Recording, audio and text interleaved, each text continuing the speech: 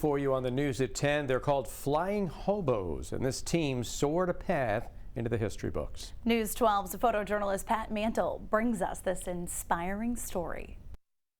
My name is Joshua Stoff, and I'm the curator of the Cradle of Aviation Museum. Today we're here to talk about a couple of little-known aviators known as the Flying Hobos.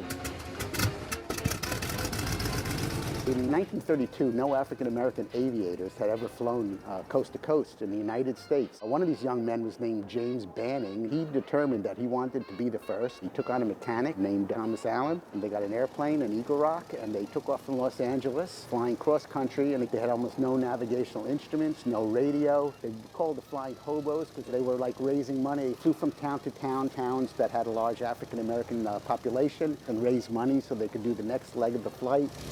3 weeks later, they arrived at Curtis Field in Valley Stream, Long Island. Curtis Field was actually where Green Acres Mall now is, was actually an airport in the late 20s and right through the 30s. They became the first African-American aviators to make a transcontinental flight. It was a big publicity, especially in all the black newspapers of the day. They were inspirational to the African-American community. They showed what was possible. They showed African-American pilots could be just as good as any other pilots. It really was a very brave and pioneering thing that they did.